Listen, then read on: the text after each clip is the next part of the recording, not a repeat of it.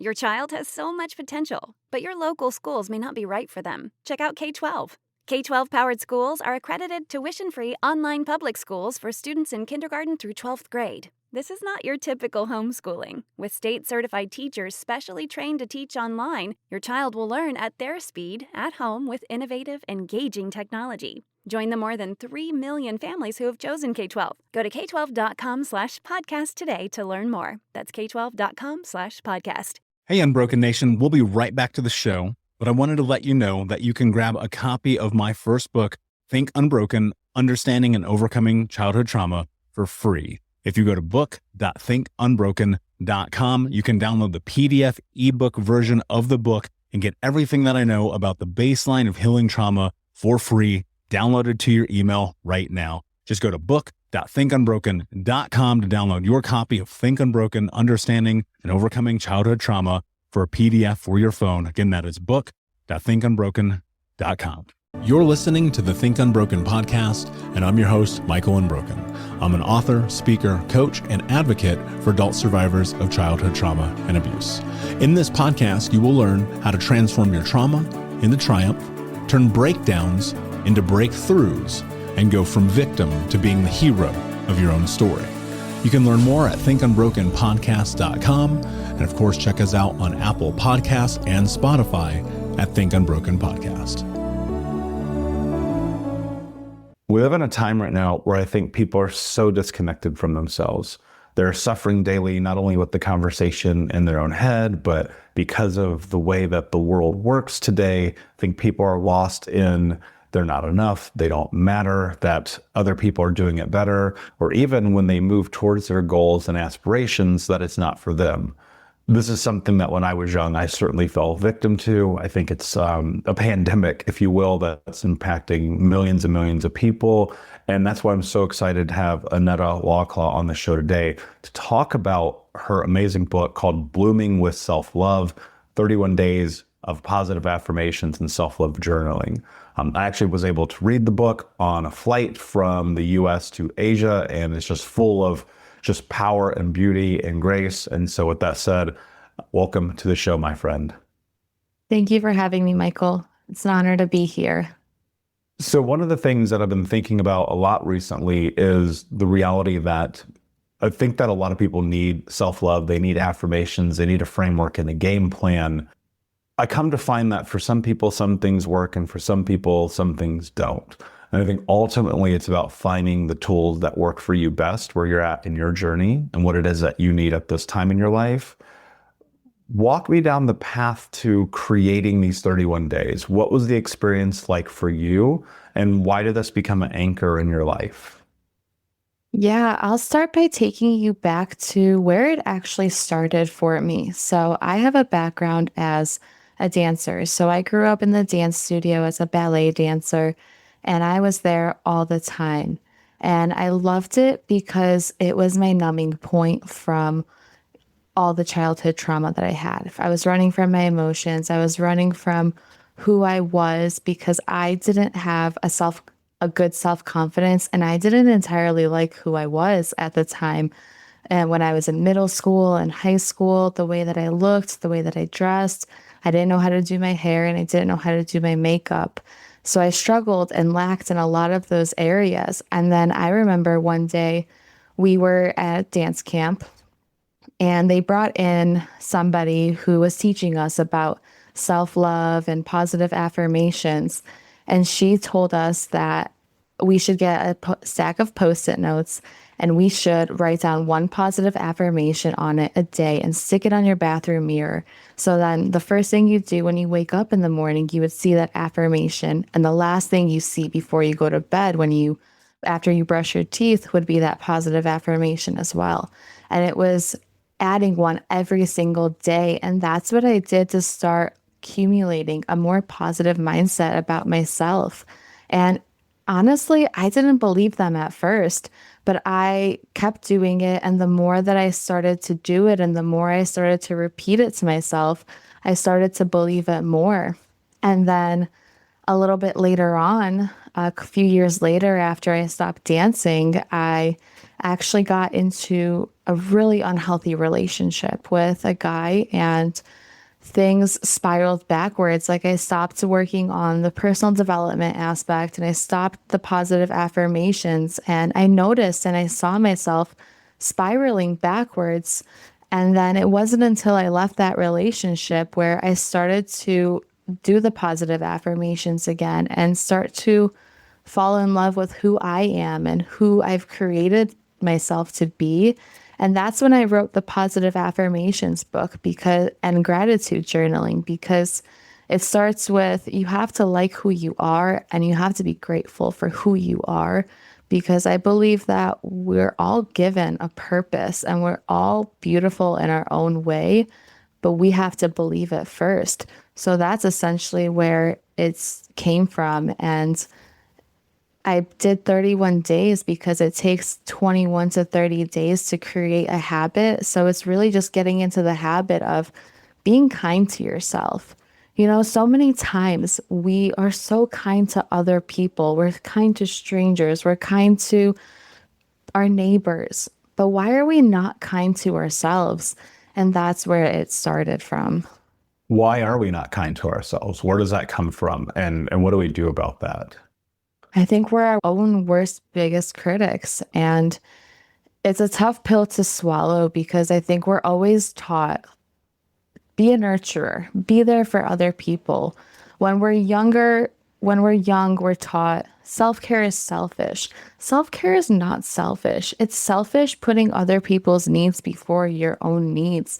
And that's also what has led me into such an unhealthy relationship in the past, is because I was constantly putting that other person's needs over mine, no matter what, whether it was emotionally, physically, or materialistic things. I always put his needs before mine, and I wasn't able to fill my cup.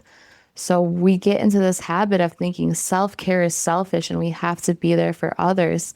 So it's a natural instinct to be kind to others instead of ourselves. But the reality of it is that if we can't fill our cups, then we can't fill anybody else's. And it all starts with us. Yeah, it does. And I think that a lot of our experiences growing up kind of formulate and frame who it is that we're going to become, because you're in this position where you don't know what you don't know. And what you don't know, could fill up a stadium. And I think it's really interesting, depending on the dynamics of your household, like a lot of it is about being a lesser version of you for the benefit of other people. It's performative in a lot of ways, in so many ways, because it's looking at life through the scope of, if I'm this, then I will get that. You see that a lot in athletes. You see that a lot in people who come from traumatic backgrounds. I mean, hell, honestly, you probably see it in everyone. And the thing is, it's sitting in that and recognizing that you have the choice to be who you want to be. Now, this is where it gets difficult, though, because while you have the choice to be who you want to be, most people don't know where to start.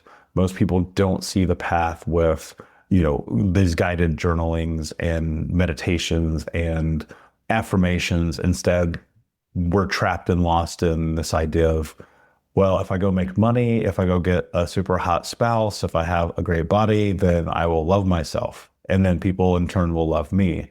And I've come to find time and time that's not again. And the concept of self-love really begins with self. So if I'm listening and I hear this and I'm like, yeah, sure, I hear this all the time. I get it. Self-love, affirmations, blah, blah, blah. But I've never been able to stick it through. I've never been able to show up for myself every single day.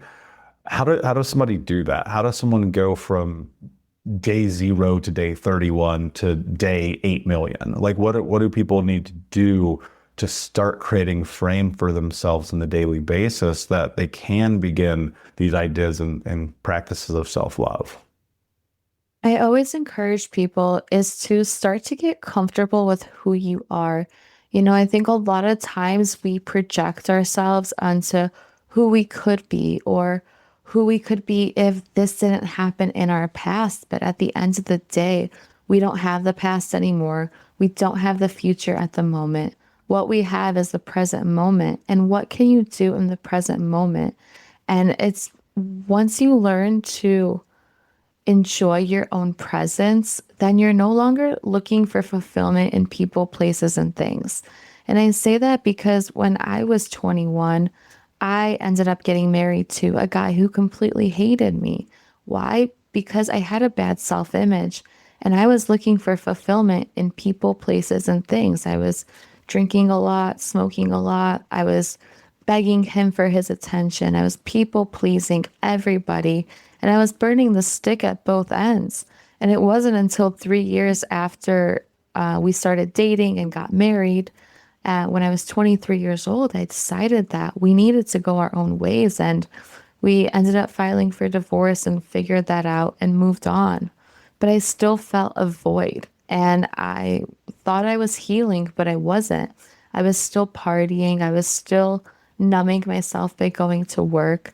And it wasn't until I cut off all distractions. This is what has worked for me, and this is my personal story, but I cut off all distractions. I lessened my hours at the salon. As much as I loved working there, it was also a toxic environment because you're always running around, being a people pleaser to everybody. It's the nature of the business. You want to make your clients happy. And then on top of that, you're working so many extra hours on your feet. So when I lessened my hours at the salon, I started to take myself out to go get my favorite cup of coffee or take myself out to lunch. And I wouldn't take my phone. Or if I did, I would just not be on my phone and just really enjoy that present moment. Because when you learn to enjoy your own presence, then you no longer seek approval from other people. I was constantly seeking approval from my clients. Oh, do they like their hair? Are they going to come back? I was seeking approval from my parents. Are they going to be proud of what I'm doing? I was seeking approval from my ex-husband. Is he going to love me the way that I want to be loved? But at the end of the day, nobody is going to spend more time with you than you, and nobody is going to love you more than yourself. So I always encourage people is learn to be comfortable in your own presence. So that way, when you come across people, places, and things that bring you joy, they're adding to your joy and they're adding to your peace, and they're not just filling a void. Yeah, I think a lot of things, it's you mentioned distractions, and I think that's so true. Mm-hmm. I had these really intense moments of clarity when I was younger in silence. Like I teach my clients this all the time, that the peace is in the pause. And the reason why is because when you can't escape your own shit, you have to deal with it. And I think that dealing with it is arguably the most difficult thing that you do, because life, a lot of life is you versus you. So much of life is standing in front of that fucking mirror and being like, hey, you need to check yourself. And it's difficult because we live in the the self-care age and era of which this idea and notion of love yourself exactly as you are exists. And I don't think it's for the betterment for people. In fact, I think it's a deterrent of success. It's a deterrent of potential. It's a deterrent of the idea of you being able to fully live into the person that you're meant to be. Because as humans, we require challenge. We just do. I mean, it's in our nature. I've seen it too many times to know that to be fact. And when I think about the idea, I'll give you a great example. When I think about the idea of being okay and accepting yourself as who you are, I think often it can have deadly consequences. When I was 25, and I've mentioned this on the show about 10,000 times, so everyone knows this, but I'm making a point. When I was 25, I was 350 pounds, smoking 2 packs a day, drinking myself to sleep, and getting high every single second of the day. A person like that who accepts this idea notion that self-care is as simple and loving yourself is as simple as accepting your own bullshit is doomed. And if that would have stayed the course now, 15 years later, I'd honestly probably be dead. Like, I don't see a path to not being dead. And so how do you, because I think that this is a part of the journey too, and something that I picked up as I read your book, but how does one not only walk the path of the self-care and the self-love and the sitting in the silence and taking care of themselves, but how do they do that in a way where they also challenge who they are to become the best version of themselves? Yeah, something that has helped me is honestly traveling. Traveling has given me the opportunity to see my strength and see how resilient I really am. And if somebody doesn't like to travel, I always recommend go check out a new city, go to a new state. You don't have to leave the country if you don't want to, but go somewhere where it's unfamiliar to you and you don't know anybody there, because then it gives you the opportunity to figure out what you're made out of. And it gives you the opportunity to look at your problems that seem big at the moment, they all of a sudden become minor. Because for me personally, when I left my ex-husband, I stayed in Chicago because I'm from Chicago. So I stayed in the city for about a year and a half after that. And I started working at my dream salon, and I worked there for about 8 months and it was great. But then eventually I got let go, and I just really needed a break from everything that was familiar. So I ended up moving to Mexico and I lived there for about a year. And all of a sudden, I needed to figure out, where am I going to do laundry? Where am I going to eat? Where am I going to sleep? Who am I going to talk to? All of those real life situations just became my focus. So, like, my problems that seemed so big, like my ex-husband was so mean to me, I just got fired from my dream job, my best friend took advantage of me, all of that became so minor. And then you also learn to enjoy your presence more, because also when you're solo traveling or you're going somewhere unfamiliar by yourself, you really get into your thoughts more. And that's when I recommend more education about listening to self-help podcasts, reading books that self-development, whatever it is for you. And you start to fall in love with who you are again. And you start to understand, oh, maybe I don't like lattes. Maybe I like cappuccinos. Maybe I like going to the beach more than what I thought. Maybe I like wearing these kinds of clothes versus these kinds of clothes. I worked at the salon. My whole wardrobe was literally black clothing because that's what I was taught to wear at the salon for the past 5 years. But I actually like colorful clothes. So you really get the opportunity to rediscover a new version of yourself. Yeah, and I think a lot of that points to this idea of presence. You know, I've traveled the world. I've been to more places than I can even begin to count. And it does require you to at times figure out who you are, as strange as it sounds. And I know people have a hard time connecting that if they've never done it.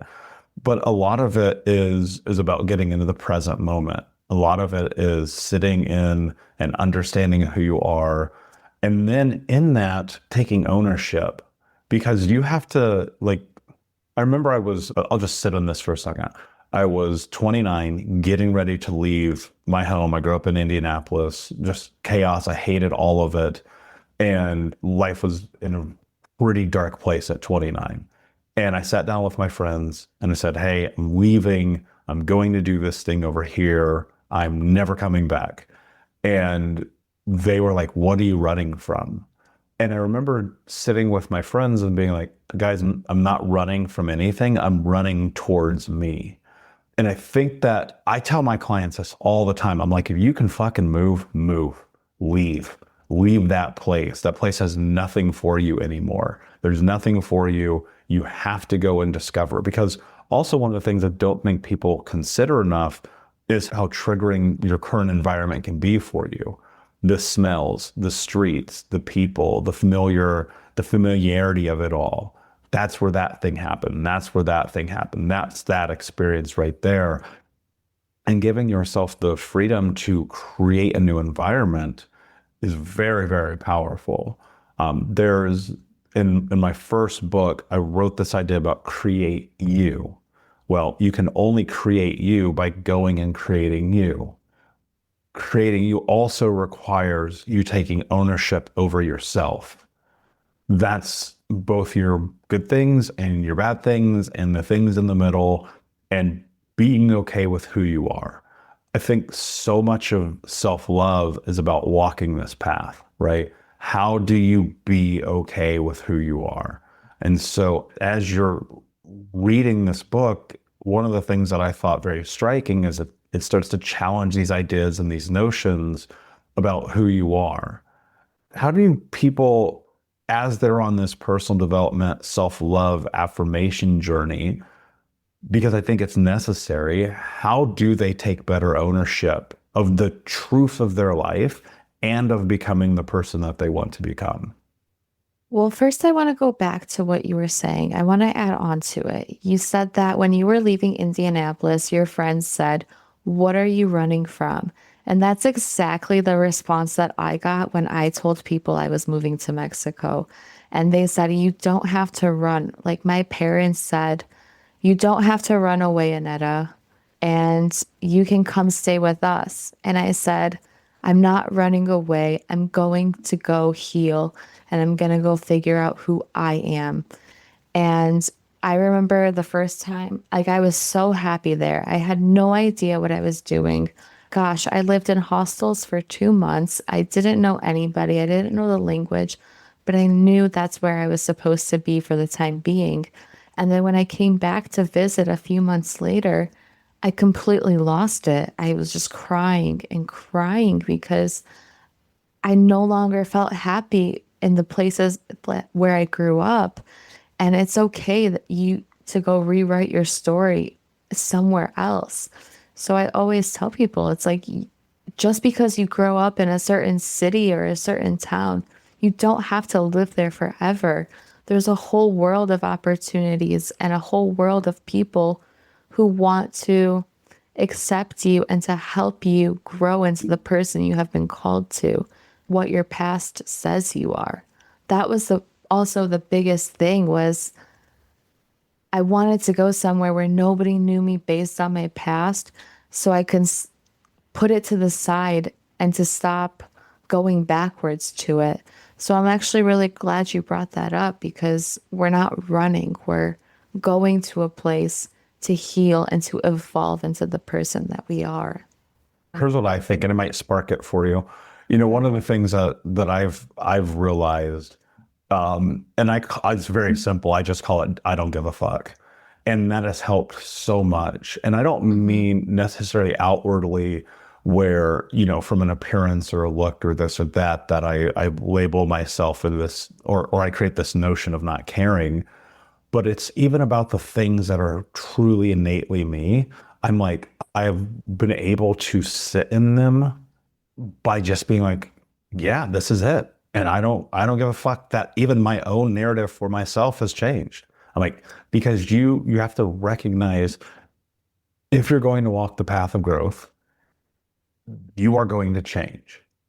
And you have to be okay with that. Because here's what's crazy. You can even be dogmatic about your own personal development. And it's like, well, are you developing if you decided that this is who you are? And so that's a whole other narrative that you start to walk down this path of. And so it's like, you can sit and have these ideas about who you are all day long, and you could care about them so much that when it comes time to challenge yourself and take ownership, you can get lost in it. And so when I think about this ownership element of it, for me, so much of it is just being like, this is who I am. I accept all of it. Sometimes I'm an asshole. Sometimes I'm super nice. Sometimes I'm this. Sometimes I'm that. And I just go, okay, yeah, it's true. I don't necessarily care that it's that, but I care about owning it, if that makes sense. And that's a beautiful place to be because then you're no longer people pleasing. I had That's right. really bad habit of people pleasing, and I would try to look a certain way or talk a certain way around certain people. And it's such a bad habit to be in. But when you can look at yourself and say, I love you for who you are, And the past may not have been perfect, but all we have is now. And I love you for the mistakes, the strengths, the weaknesses, all of it. That's when your true power comes out, because exactly like you said, you no longer give a fuck about what other people are saying. People are going to talk about you regardless, whether you're doing good things or you're doing bad things. So you might as well do whatever the fuck makes you happy. It's not, it doesn't matter what other people think. What matters is that you're happy and you're making a way for yourself. Yeah. Well, and you're not going to be happy all the time. And that's just the nature of life. But I wrote this the other day, to be a phoenix, you must rise from the ashes. And in that, there's darkness. You have to kill off parts of who you are. And this is why. Your child has so much potential, but your local schools may not be right for them. Check out K-12. K-12 powered schools are accredited tuition-free online public schools for students in kindergarten through 12th grade. This is not your typical homeschooling. With state-certified teachers specially trained to teach online, your child will learn at their speed, at home, with innovative, engaging technology. Join the more than 3 million families who have chosen K-12. Go to k12.com/podcast today to learn more. That's k12.com/podcast. For my again, I know this is different for everyone. I've been doing this for a decade. For me, affirmations do nothing. For other people, they're everything. And I think that so much of it is about finding the tools that work for you and then doing something with them. Most people just don't do anything with all the information. They're mentally masturbating all the time. They're just packing their brain full of dopamine and taking no action. Because as much as a great example, you could talk about the idea of like, hey, go travel the world or leave your city or do this or do that because it'll change your life, and be behind a keyboard in your basement at your parents' house, right? And have never done it, have never lived it, have never experienced it. And I equate that also to this self-love and affirmations journey. It's like, if you want to love yourself, you have to do the thing you know that you're supposed to do. At 350, 2 packs a day, drinking myself to sleep, you don't think I know, right? And I see this in other people. I'm like, you know your marriage sucks to the point that it's irreconcilable. You know you're not taking care of your health to the point that you're sick. You know you're in shitty friendships to the point that you're being taken advantage of. The actual question that I've come to find becomes the kind of the marker for the shift in life is, how long are you going to put up with it? Yeah. And how long are you going to wait until you take action? Where's the intersection here between the affirmation and the self-love and the action required? Like, how do people actually take those steps? How do they actually create action, build momentum, and have transformation? One of the biggest things that has helped me is training my brain to see the good in everything. You know, nobody is perfect. We all go through shit. We all go through trauma. I can sit here and in self-pity and tell you and cry about how my ex-husband was a manipulator, how he abused me emotionally and mentally and sometimes even physically. But at the end of the day, I chose to find good in that. If I always say, when you want something, it doesn't come to you on a gold platter. It comes to you in the form of challenges. And as toxic and as unhealthy the marriage and the whole relationship was, I wouldn't change it for the world, but I wouldn't go back. And I say that because I grew up in a household where my parents were born and raised in Poland, and then they came to the States when they were around 18 years old, and they figured it out, and then they had my brother and I. And they did everything that they could to provide for our family and in the physical. But when it came to communication, emotions, all of that was completely non-existent. So I was an emotional being. I didn't know how to communicate. I had anger issues, all of it, you name it. And then when I was telling myself, I was like, God, I want to be more emotionally stable and I want to communicate better. And when I said that, I was introduced to my ex-husband at 20 years old, and he completely tore me apart. And it wasn't until about a year of being with him, I knew I wasn't supposed to be getting married to him. I knew I wasn't supposed to be moving in with him. I knew I wasn't supposed to be with him for the long term. But eventually I learned that he was the answer to my prayers because he was ripping me apart. So I had the opportunity to rebuild myself. And when I started to be grateful for that, I always encourage people, be grateful for everything because you will not be given anything that you can't handle. And don't be surprised if you ask for flowers and you get rain because you can't have flowers without rain. And that was the same thing. I couldn't learn how to control my emotions if my ex-husband didn't completely blow up my emotions every day. I couldn't learn how to be mentally resilient if he didn't try to manipulate me every day into thinking I'm a terrible person, I'm ugly, I'm stupid, I'm fat, all the whole 9 yards, and being grateful for those challenges. I know it can be hard to look in the moment and say, this shit sucks, but one day I'm going to be grateful for it because you should be thankful that you're not where you used to be. And I always tell people, be grateful you're not where you used to be because the future ahead is brighter if you choose to view it that way. Yeah. And it's hard in the moment. I look at it and Yeah.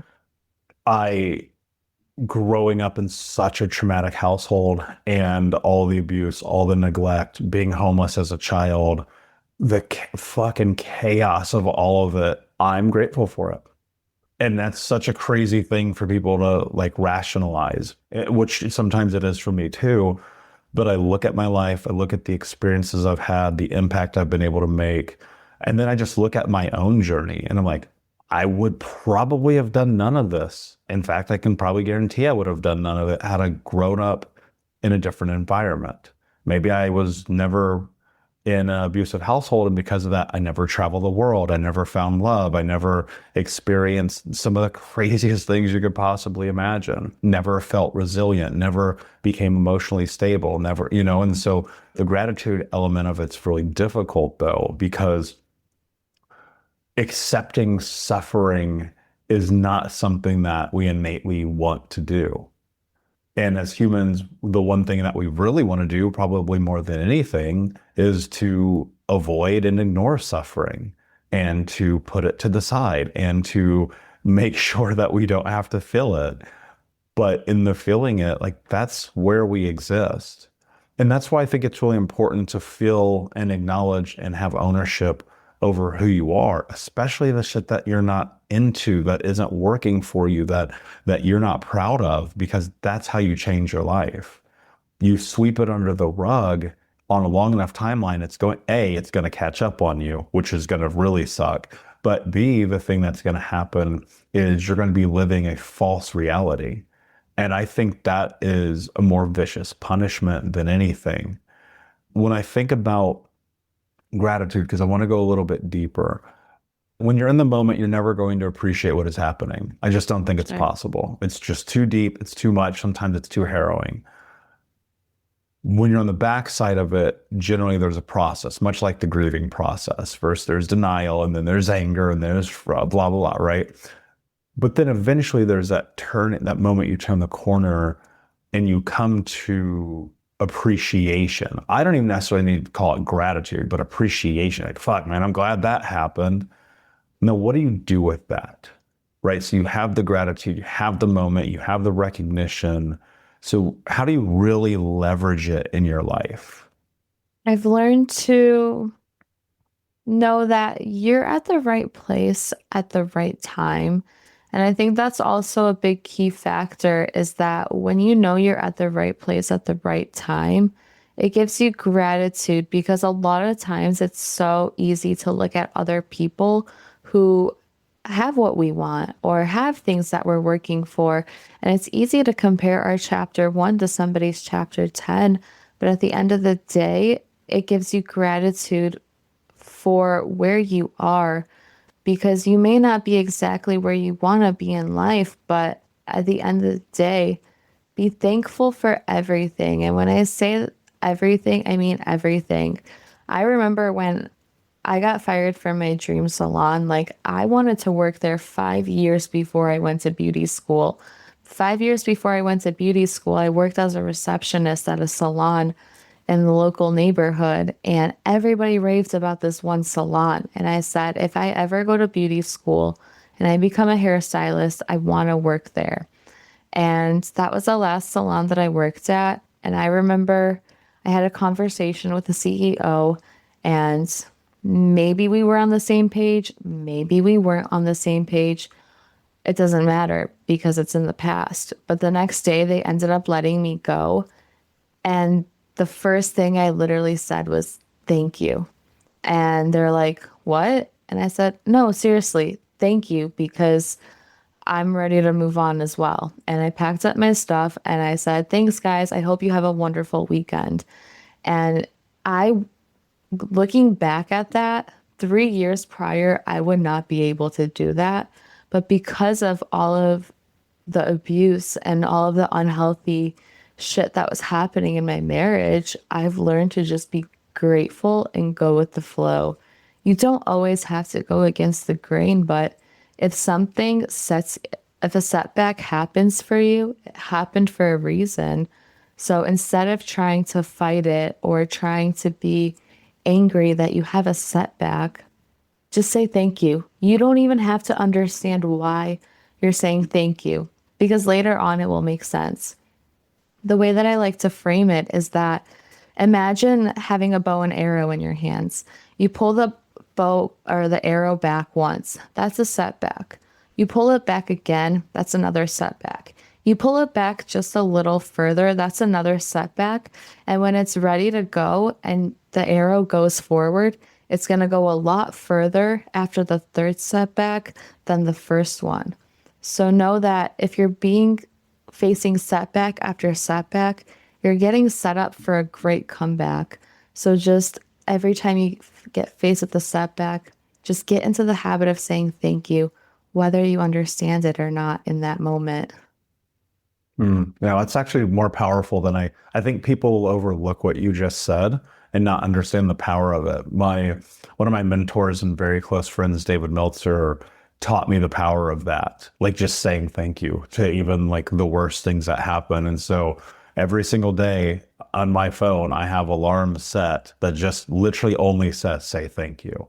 And it's because it's this frame and reminder. I mean, we kind of, what is the old phrase? Be careful what you ask for because you just might get it.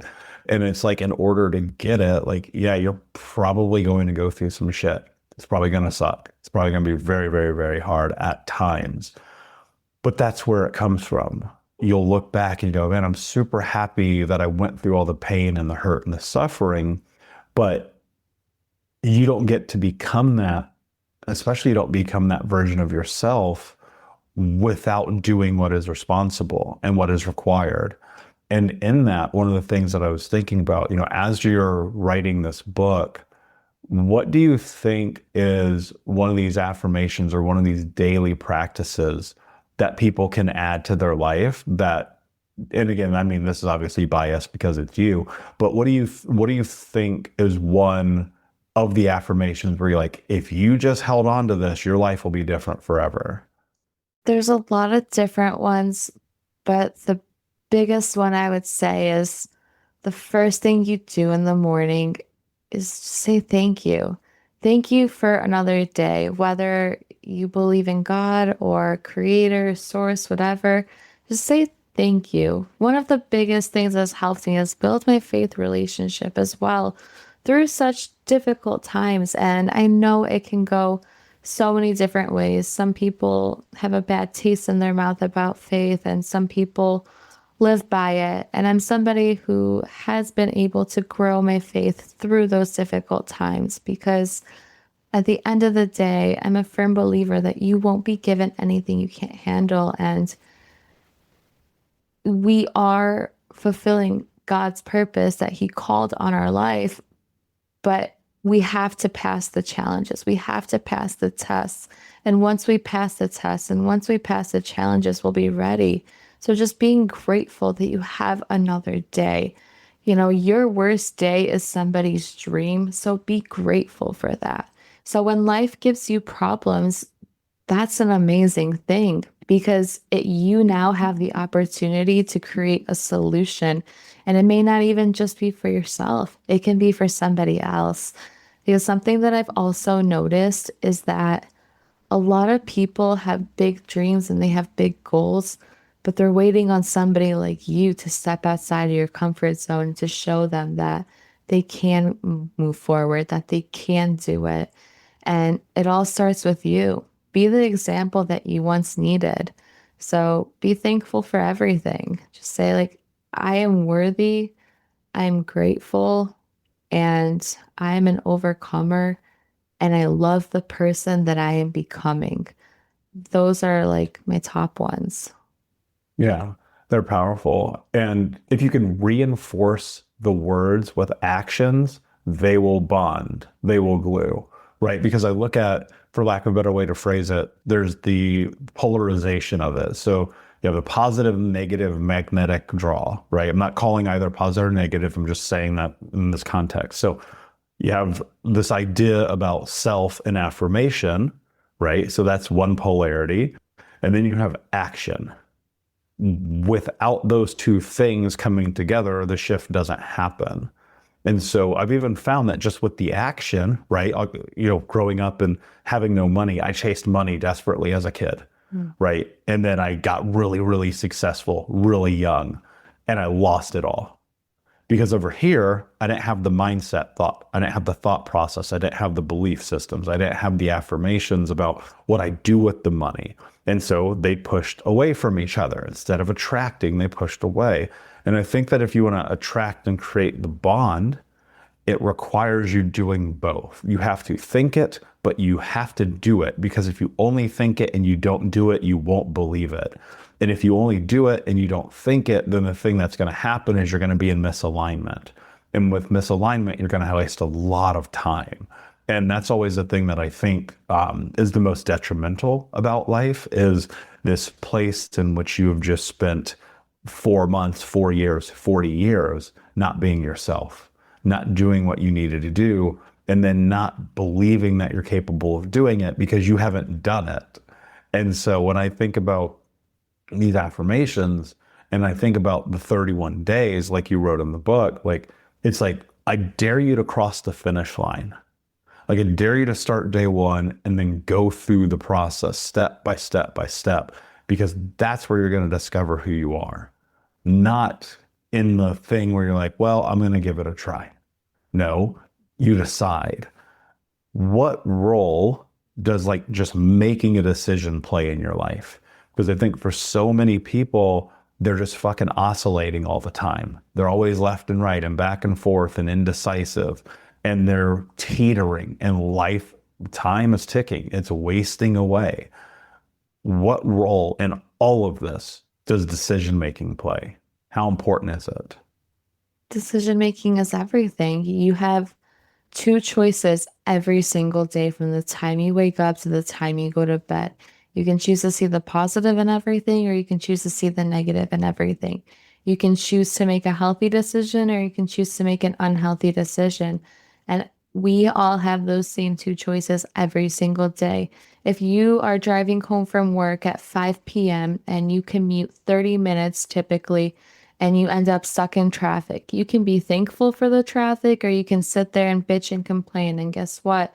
The first option, if you're thankful for it, what can you do? Can you call somebody that you haven't talked to in a while? Can you listen to a podcast that you've been meaning to? Maybe there's something ahead of you that you don't even know that you're being protected from. So show gratitude, even for the delays, like in traffic.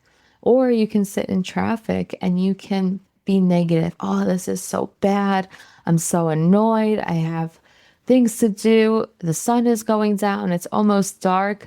You're gonna sit there and wallow in self-pity, and then it's gonna ruin the rest of your evening, because that's all you're gonna think about is the continual spiral of the negative things. So I always recommend people and encourage them is always choose to see the good in everything. It's easier said than done. I understand. But if you try to pick at it at one thing at a time, then it's going to eventually become a habit. And to put it into a visual, back to what you were saying about habits and decision making, is that if you're looking at a 30-flight step staircase and you're at the bottom at the first step and you want to go to the 30th step, you're not going to jump there. You're going to go one step at a time. And that involves you becoming 1% better every day. A lot of times people will say, well, if I'm only becoming 1% better, what is that actually doing? It's giving you the resilience to build something solid. It's the same thing as building the foundation of a house. Like I can give you a million examples. If you build a shitty foundation on the house and then try to decorate it, everything's going to fall apart. But if you take the time to build solid foundation of a house on healthy habits, positive thoughts, good relationships, self-love to yourself, then you're going to have a solid foundation and you can redecorate the interior as much as you want. I worked at the salon for 4 or 5 years. Many people look at self-care as getting your hair done, getting your nails done, your eyelashes, all of that. And it's a form of self-care, but that's not the whole picture. Are you drinking enough water? If you want to drink more water, can you drink 1 extra cup of water a day? That's becoming 1% better. If you want to spend some more time with people who uplift you, can you schedule an extra dinner with people who uplift you and vice versa every week or every month? It's becoming 1% better and choosing to see the good in everything instead of the negative. Yeah, it's beautifully said. And I think you're spot on. One of the things that I'll lead with here, or leave with, I should say, is like, it also just takes time. You have to be patient in this journey. You're unraveling decades and decades and decades of self, a lot of that understanding and narrative of self not ideally being the best. And you have to be patient because you'll have days where you fall backwards, even in taking the action. And it's like, I would rather you fall backwards and land on your ass attempting to become you than to never move at all. And I think that having patience and grace for yourself as you walk is one of the most important things that you can do as you're deciding to become you. Because becoming you is fucking very, very difficult. It's the hardest thing that you'll ever do because you're unraveling what was known to create what you want. One of the things that I found really powerful in your book is a lot of this is giving people that permission to like walk this path and to have support and to know and see who they are. And so before I ask you my last question, can you please tell everyone where they can find you, learn more about you, connect with you, and read the book? Yeah, so you guys can connect with me on Instagram at Aneta.Waclaw. And then my podcast is called Nourished Inside Out. And I also write on Substack at Nourished Inside Out. That's where I do like my blogs and my weekly newsletters. And then I'm also offering a 12-week one-on-one coaching as well. So those would be the best ways to stay in touch. And then 2 times a year, I host live virtual summits as well, because healing, it's not a linear journey, but it's better in a community. And you don't have to do it alone, because a lot of times I felt so alone in my journey before that I was striving and looking for a community where I can grow with people who are serious about these things. So I've created a Nourished Inside Out community as well. Brilliant. And guys, go to thinkunbrokenpodcast.com for that and more in the show notes. My last question for you, my friend. What does it mean to you to be unbroken? Have the resilience to get up just one more time. We get pushed back so many times. But for me, it's if you're willing to get up one more time, you never know what difference that one more time can make for you or somebody else. So don't stop until you get where you want to go, until you get where you're going, and be resilient. Just get up one more time, because that one more time just might be the breakthrough that you've been waiting for. Yeah, brilliantly said. Thank you so much for being here, Unbroken Nation. Thank you guys so much for listening. If you got value in today's show, share it with someone in your life who needs a little bit more self-love, a little bit more gratitude, and a little bit more action. Take care of yourself, take care of each other, and until next time, my friends, be unbroken. I'll see ya. Thank you so much for listening to Think Unbroken. Please share this episode with someone who could use it and help us move forward in our mission of ending generational trauma in our lifetime. And if you would, please take 5 seconds to pop on iTunes or Spotify, hit that 5-star, leave a review, and you can also reach out to us on social at Michael Unbroken or at Think Unbroken. And of course, you can check out our YouTube channel at Think Unbroken. Thank you for being a part of Unbroken Nation, my friends, and until next time, be unbroken. We'll be right back to today's show, but before we do, I want to let you know that you can get a free copy of my first book, Think Unbroken: Understanding and Overcoming Childhood Trauma, when you leave a review for the podcast on Apple Podcast, either on desktop or on your phone. All you have to do is go to Apple Podcasts, look up Think Unbroken, click follow in the top right, and then go and leave a review at the bottom. And when you leave that review, screenshot it and send it over to book.thinkunbroken.com, where you can upload your contact and mailing information, and we will send you a free copy of this award-winning best-selling book, absolutely free, including shipping. Just go to book.thinkunbroken.com to upload your screenshot review from Apple Podcasts for the Think Unbroken podcast. And until next time, my friend, be unbroken. I'll see ya.